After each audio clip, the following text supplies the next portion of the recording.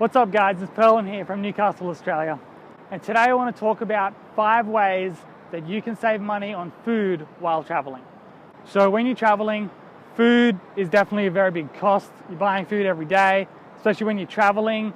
Food is a big cost, and so you can definitely save a lot by doing these 5 tips.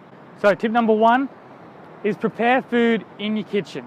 So if you're staying in a guest house, or you're staying in your own apartment, or you're staying in a hostel, they all have kitchens, and you can buy food at the local convenience store, the local supermarket, and prepare it in the kitchen that's available where you're staying.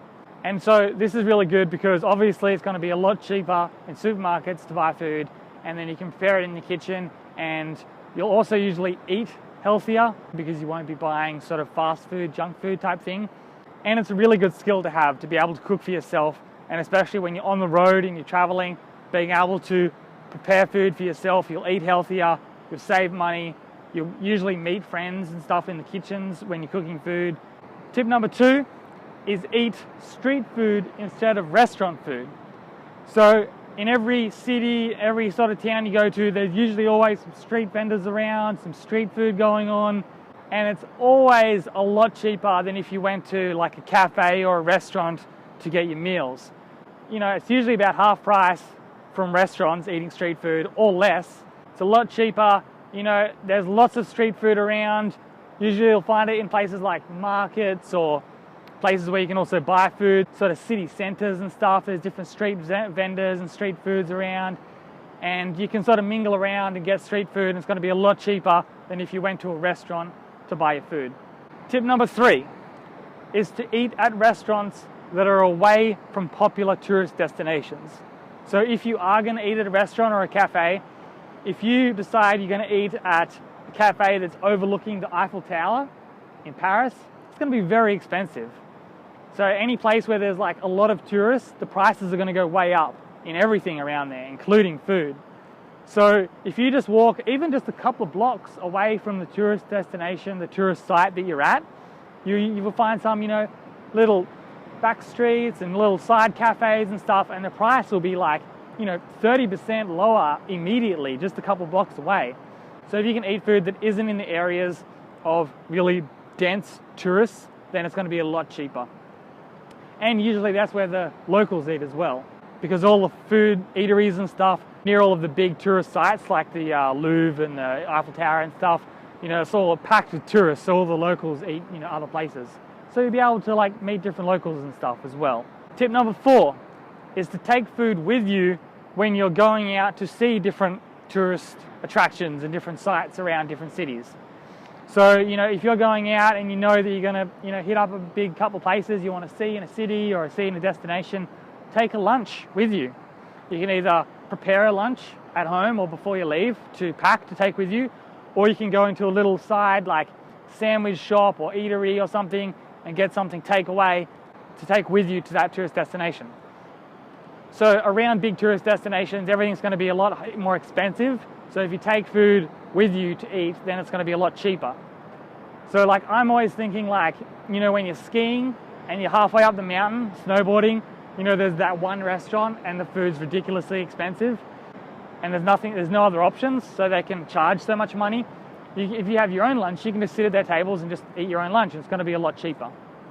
Also places like, I'm thinking of like the Eiffel Tower, where you wait in line for ages to get a ticket, and then you go up and like on the first floor there's like a few different shops you can buy souvenirs, and there's like a cafe and stuff there, and the food's insanely expensive there.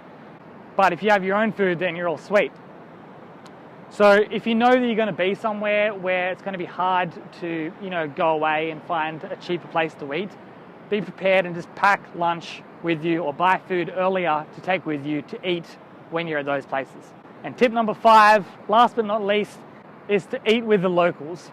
So there's a number of websites out there that you can use to, you know, that help support you eat with locals. So different websites like eatwith.com, mealsharing.com, colunching.com, eatwiththelocal.com, and other websites like that. I'll put a list of the websites underneath this video, but different websites like that were really good because they're kind of like a mix between like Airbnb and couch surfing, but for food, I guess you could call it. So There's different people that have places, so instead of a couch where you can stay at someone's couch, like couch surfing, you can go in and you can have a meal with that local person in that country. So, you know, you can look up these websites and you can look at different meals, and sometimes they have like, you know, dinner parties and stuff that they throw, and you can attend that dinner party and they have like a set menu and stuff like that. And so that's a great way to meet locals and truly have like, you know, a traditional food of that country with a local who lives there. So that's a really cool experience you can have. And also you can even just ask locals. So when you're traveling around, you're meeting different locals, you can say, you know, where do you eat? And here's a tip, make sure you don't ask where would you recommend to eat or what good restaurants would you recommend, because they're going to point you to like a popular tourist restaurant that lots of tourists go to, so it must be good. So they'll just point you in that direction. But if you instead you ask, where do you eat? Then they'll tell you where they actually eat. And that's going to be, you know, a lot more of a local experience because they actually eat there instead of just the tourist restaurant, which they probably think that you want to go to. So there you go, 5 different tips that you can save money on food while you're traveling. I'm sure there's many other ways. If you know of other ways to save money on food, put it in the comments below. Perlin signing out from Newcastle, Australia. Until next time, bye.